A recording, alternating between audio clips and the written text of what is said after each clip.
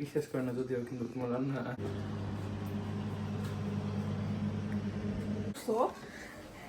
কুইকে রান্না করছে। ও এটার একটু এয়ার ফ্রাই করে দিই, তাহলে মচমচে দেবো, নাহলে ওভেনে দিতে পারবো, নাহলে কাঁচের প্লেট নিতে। আমার বাসায় তো অনেক প্লেট আছে, সমস্যা নেই, তোমার বাসার সব কিছু। তাহলে এটার আরে গরম দিয়ে ভর্তাটা গরম।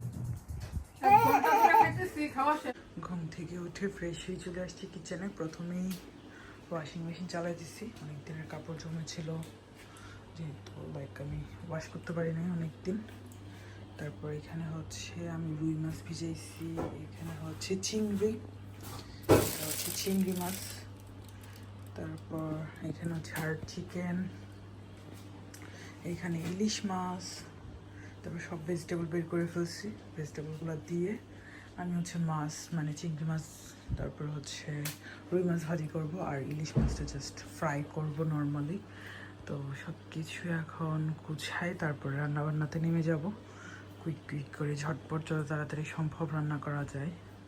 রান্নার জন্য আমি শুরুতেই যেটা করি, সবগুলো আস্তে আস্তে কেটে সব গুছাই রেখে দেই, তাহলে আমার রান্না করতে অনেক বেশি ইজি হয়। যেমন আজকে আমার মোলা, বেগুন, তারপরে ফিশ, অনেকগুলো কারি করার ইচ্ছা। যেদিন আমার রান্না করতে মন চায় ওই দিন আমার কাছে মনে হয় আমি সব রান্না একসাথেই করে ফেলি। সচরাচর দেখা যায় আমি মানে আমার অফ ডেতে মানে রান্না করতে খুবই পছন্দ করি, তো একসাথে আমি কয়েকটা কারি রান্না করে ফেলি, তাহলে আমাদের 1-2 দিন চলে যায়।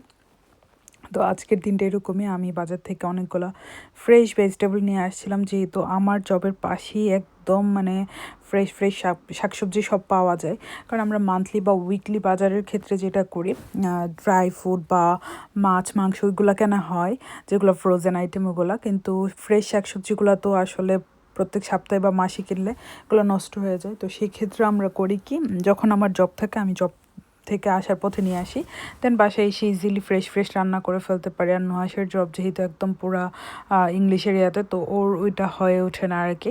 তো মোটামুটি কাটাকাটি সব শেষ, এখন রান্নাবান্না করার পালা। আমি এখানে মোলা ভাজিও করব, আবার মোলা দিয়ে বেগুন দিয়ে একটা মাছের কারি রান্না করব, রুই মাছ দিয়ে আর কি। তারপরে হার্ড চিকেনও রান্না করব। মোটামুটি আজকে অনেকগুলা রান্নাবান্না করার প্রস্তুতি নিচ্ছি। বাসায় কেউ আসবে ব্যাপারটা এরকম না, যখন রান্না করি তখন আমি জানতাম না আসলে আমার এই রান্নার উপরে অনেকের রিজিক আছে, আলহামদুলিল্লাহ। তো রান্নার পরে যখন দেখলাম অনেক রান্নাবান্না হয়ে গেছে, সব মশলাপাতি সব কিছু দিয়ে আমি ভালো করে ম্যারিনেশন করে সব রেখে দিছি, ভালো করে ওয়াশ করে সব কিছু গুছাই একদম প্রপারলি ম্যারিনেশন করার জন্য। কারণ এটা যদি প্রপার ম্যারিনেট হয় না, তখন কিন্তু খেতে খুব বেশি ভালো লাগে। তো যখন আমি রান্না করি তখন আমি জানতাম না আসলে কে আসবে বাট অনেকগুলো রান্না হওয়ার পর নুহাস আমাকে বলতেছে, যেহেতু অনেকগুলো রান্না করে ফেলছো তুমি খুকি আপুদেরকে বলো চলে আসার জন্য, ভাবি খুকি আপুদেরকে। পরে আমি বলছি ওরা কি আসবে বা আসবে কিনা, মানে আমি নিজেও একটু কনফিউজ ছিলাম। পরে দেখলাম যে না, ওরা মানে আসছে। তো ভাবি যদিও আসে নাই, বাট খুকি আপু আসছে আর কি। তো খুব ভালোই লাগলো, খুব সুন্দর একটা টাইম কাটালাম সবাই মিলে। অনেক দিন পর অনেক গল্প আড্ডা হয়েছে।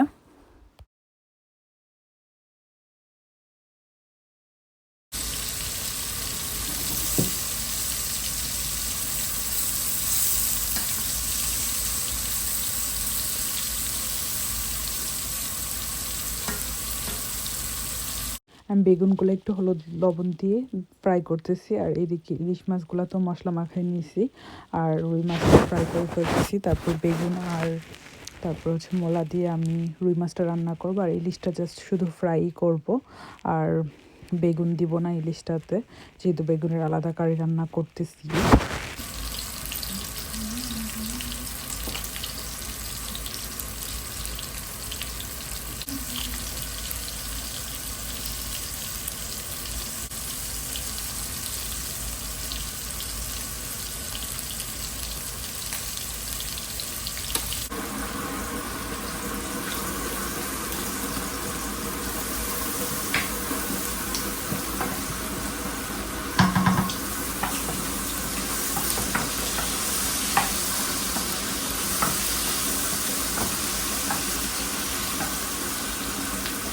যখন হালকা একটু ফ্রাই হয়ে যাবে সেই মুহূর্তে আমি পেঁয়াজটার মধ্যে মশলাগুলো অ্যাড করে ফেলবো। মশলাগুলো অ্যাড করে মশলাগুলোকে একটু তেলে ভেজে নিব, তারপর হচ্ছে পানি দিয়ে দিব। সেম ওয়েতে আমি কিন্তু এখানে লাইক চিংড়ি মাছ দিয়েও বেগুনের কারি রান্না করতেছি, সেমভাবে ওইটাকেও করবো, যেন মানে তখন খেতে খাবারটা খুবই মজা হয়, মানে মশলাটা একদম ভালো করে কষানো হয়। তো চিংড়ি দিয়ে হচ্ছে আমি ঢেঁড়সটা ভাজি করব, আবার ঢেঁড়সের ভর্তাও করব। আর এটা হচ্ছে রুই মাছ দিয়ে বেগুন দিয়ে তারপর ঢেঁড়স দিয়ে, মানে পাঁচমিশালি সবজি দিয়ে যে এটা করতেছি আর কি। তো প্রত্যেকটা রান্না খুবই মজা হয়েছে, আমি নিজেও মানে বিশ্বাস করতে পারতেছিলাম না এতগুলা রান্না এত অল্প টাইমে একার হাতে, তারপরে সবগুলো সুন্দরভাবে সবগুলোই মজা হয়েছে কীভাবে করে ফেললাম। তো নুহাস আমাকে বলতেছিল বারবার যে তুমি মানে অনেক এক্সপার্ট হয়ে গেছো। যদিও আমাদের চুলাটাতে আমাদের অনেক বেশি টাইম লাগে আমার রান্না করতে, দেখা যায় এই চুলাটার জন্য আমার রান্না করার আসলে মানে যে ইচ্ছাটা না ওইটা আমি হারাই ফেলি, কারণ চুলাতে অনেক বেশি টাইম লাগে। যদি গ্যাসের চুলা হইতো আর অল্প টাইমে করা যাইতো তখন দেখা যাইতো আরও কুইক আরও বেশি করে ফেলতে পারতাম। কারণ গ্যাসের চুলায় যদি 3 ঘন্টা লাগে, আমার চুলাতে লাগে 6 ঘন্টা কি 7 ঘন্টা, কারণ এই চুলার অবস্থা খুবই বাজে, মানে ডে বাই ডে এটা আরও খারাপই হইতেছে।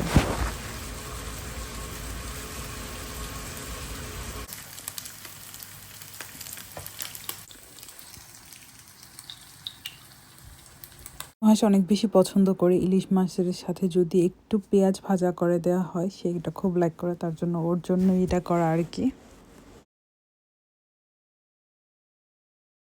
আগুনের কাজ শেষ, ভাজাভাজি রান্নাবান্না যা ছিল এখানে আমি করে ফেলছি। ইলিশ মাছ ভুনা করছি, তারপরে হচ্ছে লাইক মোলার একটা ভাজি করছি, মোলা মানে ফ্রাই করছি আর কি মশলা দিয়ে, তারপরে চিংড়ি মাছ দিয়ে বেগুনের তরকারি রান্না করছি, আর ওইদিকে ঢেঁড়স দিয়ে হচ্ছে চিংড়ি যেটা মানে একদম ফ্রাই, তারপর আবার ঢেঁড়স প্লাস মূলা বেগুন, তারপর এগুলোর মিশিয়ে হচ্ছে রুই মাছ দিয়ে রান্না করছি, ইলিশ মাছ ফ্রাই করছি। তো মোটামুটি সব রান্না বান্না শেষ, এখন জাস্ট আমার হচ্ছে ভর্তা ভাত যেগুলো আছে এগুলো করব। তো ভর্তার জন্য আমি প্রথমে পেঁয়াজগুলোকে একসাথে মিশিয়ে নিছি, মানে পেঁয়াজের ভর্তাটা করব আর কি। ধনেপাতা পেঁয়াজ তারপর লবণ, এখানে মানে সব কিছু যেটা পেঁয়াজ ধনেপাতা মরিচ সব কিছু দিয়ে লবণ দিয়ে ভালো করে কচলাই নিতেছিলাম, কারণ ভালোভাবে এটা যখন হয়ে যাবে তখন হচ্ছে আমি বাকি সব ভর্তা একটু একটু করে মিক্স করে ফেলবো। এটার মধ্যে সরিষার তেলও দিয়ে দিতেছিলাম। এই ভর্তাটা কিন্তু খুবই মজা হয়, এটা পেঁয়াজের ভর্তা, এটা ইভেন এই পেঁয়াজের ভর্তাটা মানে যদি খিচুড়ি দিয়ে খাওয়া যায় তাও অনেক মজা হবে, মানে এটা যে কোনোভাবে খেতে চাইলেই খুব বেশি মজা হয় আর কি। ভর্তাটা এটা আমার খুবই পছন্দের একটা ভর্তা। তো এইখানের নোয়াশের জন্য সকালে ঘুম থেকে উঠে পুরো বাংলাদেশের সব খাবার দাবার রান্না করে ফেলছি। নাইস, বাট দেখে মনে হইতেছে অনেক মজা হবে। সবগুলো অনেক মজা হয়েছে। তোমার রান্না অনেক মজা কিন্তু সত্যি কথা। আর আমি অনেক ফাস্ট রান্না করি, বাট অনেকে বিশ্বাস করে না যদিও, কিন্তু তোমার রান্না কেউই বিশ্বাস করে না আমি যে রান্না করি। এখন আবার সবাই বলবে যে এগুলো নুহাস ভাই রান্না করছে, আপু জাস্ট ফিটিং না, আমি করতেছে। আমার সময় পাই না, আমি অনেক কাজ করি এখন, আমি আসলে একদমই টাইম পাই না আপনার। সে অনেক ব্যস্ত থাকে, আমিও ব্যস্ত থাকি। যখন আমার অফ ডে থাকে আমরা দুজন মিলে, মানে দুজনের অফ থাকলে আমরা একসাথে রান্না করি, আর যেদিন শুধু আমার অফ থাকে তখন আমি রান্না করে রাখি। আমরা 1-2 দিন খাই ফেলতে পারবো এগুলা।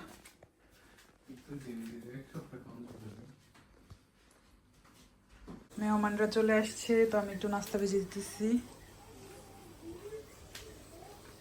Hello let's go. তোমরা আজকে তাহলে চিকেন গুলা খাও, ওকে? হ্যালো ইশাল,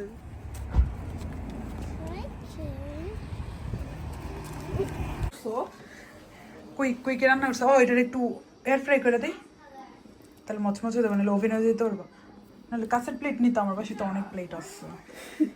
সমস্যা নেই, তোমার বাসার সব কিছু। তাহলে এটার আরে গরম দিয়ে ভর্তাটা গরম দাও, ঠান্ডা। হ্যালো অলিজি, তুমি ভালো আছো?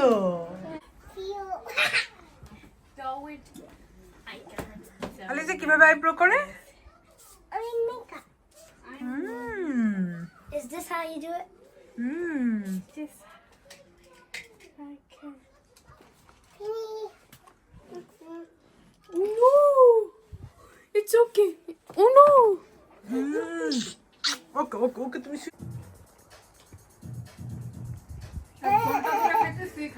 আমি পপকর্ন দিচ্ছি, তার জন্য চলে আসছে পপকর্ন দেখার জন্য। ইয়েস, পপকর্ন হচ্ছে, আর 1 মিনিট।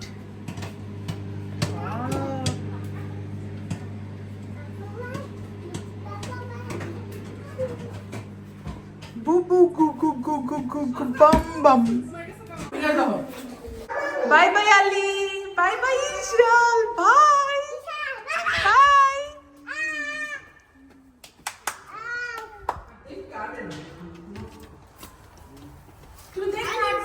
মেহমান চলে গেছে, সবকিছু ধোয়াপালা করে সব রেখে দিছি ড্রাই হওয়ার অপেক্ষা। এখন পুরা বাসা আবার ঝাড়ু দিব।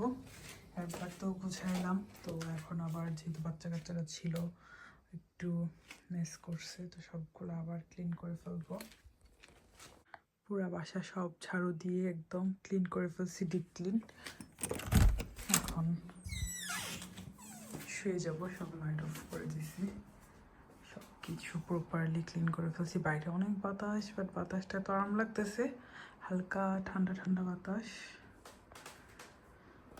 সব কিছু ক্লিন করে এখন শুয়ে দিতেছি।